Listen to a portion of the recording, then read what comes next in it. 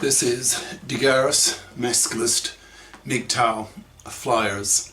That is 2-3 page essays on the themes of masculism and MGTOW, written by and read aloud by Prof. Dr. Hugo de Garis. This is flyer number 497, entitled Masculist Professionals. Description.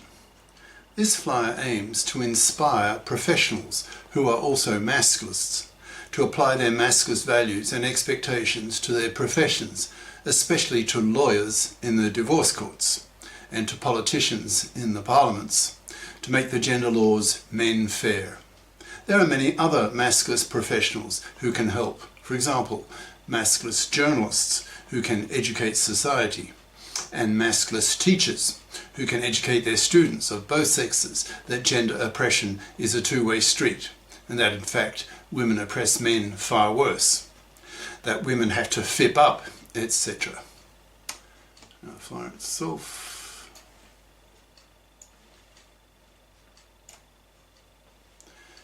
Masculist Professionals by Prof. Dr. Hugo de Garis. Email profhugodegaris@yahoo.com. Website profhugodegaris.wordpress.com. A masculist professional is a masculist who has a university qualification in one of the professions, for example, law, politics, philosophy, literature, psychology, history, education, journalism, etc., who uses his knowledge and conviction of masculism in his profession. There's a close historical analogy to be made here, and that is with the historical development of second-wave feminism. This wave started off with the publication of Betty Friedan's book, The Feminine Mystique, in 1963, which spoke about the ennui of upper-middle-class American housewives who were bored with their 1950s and 1960s housewife role, especially given that these women had only 1 or 2 kids. So once their kids were off their hands, off to kindergarten or to primary school, these women had time on their hands with their houses filled with household gadgets. They felt that they were trapped in an unfulfilling lifestyle, asking themselves when thinking quietly in bed with their husbands, "Is this all?" Question mark. These upper middle class educated women with university degrees felt envious of their husbands who had challenging external careers and wanted the same. So they started forming consciousness raising groups in the universities in the late 60s, along with the establishment of national women's organizations such as NOW, that's N-O-W, National Organization for Women, which took the next step beyond consciousness raising and started pushing for political and social changes that improved women's lives and status in society. By the end of the 80s, nearly all the political and legislative goals of these women's organizations had been achieved. For example, equal pay for equal work for women, equal opportunities to enter the professions, the abortion right, in brackets, that masculists called the MARA, M-A-R-E-R, that's maternity rejection right, to distinguish it from the male equivalent concept of the PARA, P-A-R-E-R, paternity rejection right, that men still don't have yet, close brackets. Fault-free divorce, the setting up of the family courts that they now largely control, the establishment of women's rights committees in the parliaments and government bodies, the establishment of feminist publishing houses, the creation of women's studies courses at universities, etc. Bi-conscious masculists, like myself, have been strongly influenced by what these feminists have done in the public arena, in the world of politics, law, education, etc., and want to see the same done for men, now that men in their millions across the world are heavily into the male consciousness raising phase, and for some of these men are now ready to move on into the next major historical phase of men's lib, that is, doing for men as masculists what the feminists did for women, that is, make major social, cultural, legal, political, changes for men, now that men in their billions had been freed, liberated from their traditional role of being a manslave to a woman, working for her for decades of his life just to get a bit of sex from her from time to time. Masculist theorists see the history of gender politics in terms of three major pillars: the pill, feminism, masculism. That is, the contraceptive pill was the great enabler of feminism, that is, female careerism, since women, even with their 2 kids, still had half a century of career window thanks to the pill, so had a powerful moral duty to FIP up and become career competent. Female careerism then freed up men to liberate themselves from decades-long manslavery at the hands of women, allowing men to live alternative lifestyles and not be forced to work for a woman for decades of his life just for a bit of sex from her. Feminism had to come first and masculism later, since if the reverse were true, then who would earn the money for the family if both mother and father were economically useless?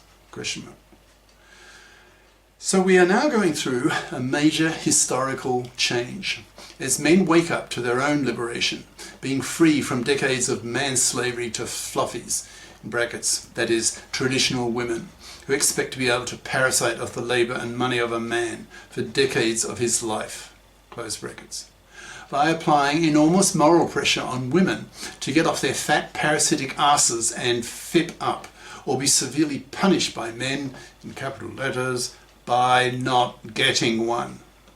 That is, that masculisted men who see fluffies as immoral, parasitic, manslaving vermin to be wiped out, that is, exterminated slowly by being totally ignored, not even pumped and dumped, are forced to rot on the shelf, manless, loveless, sexless, babyless, and spat at for being manslaving parasites. It's likely that this decade of the 2020s will prove to be men's decade, the equivalent of the 1970s for women, when millions of women had their feminist consciousnesses raised, and then moved on to make fundamental changes to society's gender role expectations, and particularly to the gender laws for women. We masculists now need to do the same, but for men, changing gender role expectations on women, that they have to fit up and not expect, fluffy style, to be able to parasite off the labour and money of a man for decades of his life. Masculists have barely started on this major second phase of men's lib, that is, moving beyond the first, that is, the consciousness-raising stage that we are currently immersed in, and take up the challenges of the second major stage, that is, changing society's gender role expectations and changing the gender laws that so oppress men in the current world we live in.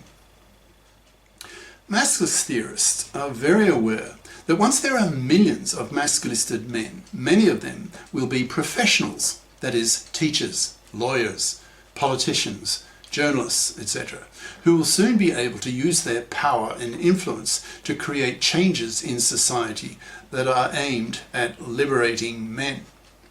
Personally, I'm hoping to see in this decade of the 2020s a massive increase in the number of masculist professionals who take their masculist and MGTOW attitudes into their jobs and cause real changes that will benefit greatly the quality of life for men. There are 2 major examples of what I'm talking about. One is in the divorce courts and the other is in the parliaments. But of course, there are many others. I'll deal first with these first 2 big ones.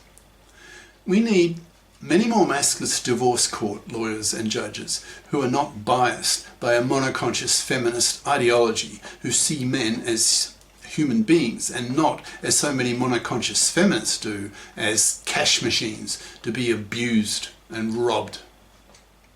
These masculistic divorce court lawyers and judges will look upon women as FIPs, or should be FIPs.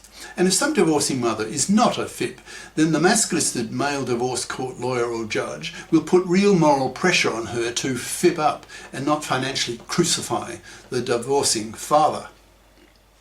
There'll be a sea change in attitudes within the divorce courts when half of their lawyers and judges are masculisted men.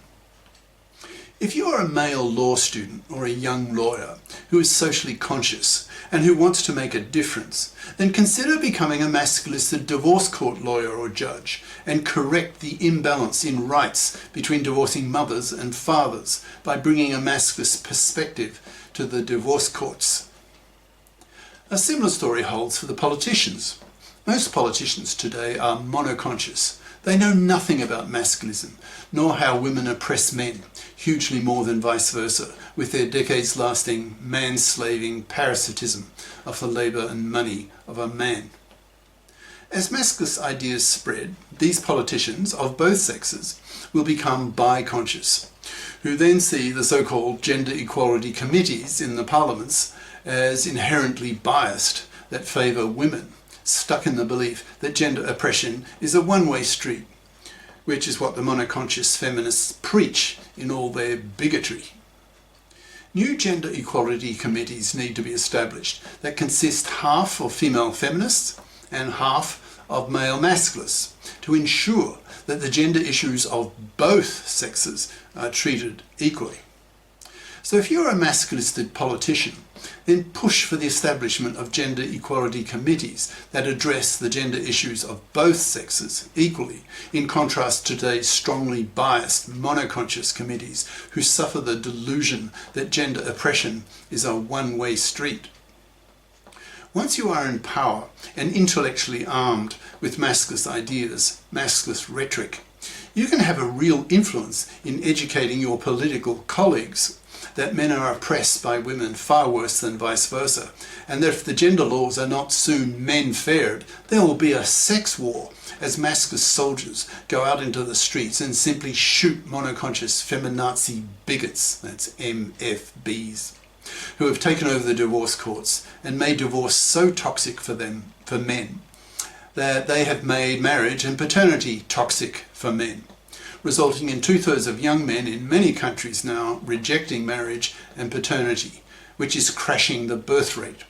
So these monoconscious feminazis who run the divorce courts are seen by the masculists as indirect genociders, wiping out whole populations, so have to be stopped, with bullets if necessary, in a sex war. There is such a hatred building up in men who have been butchered by the fluffy, feminist, hypocrite, genocider controlled divorce courts that destroy the lives of one father in 4, that it's only a question of time before a sex war breaks out.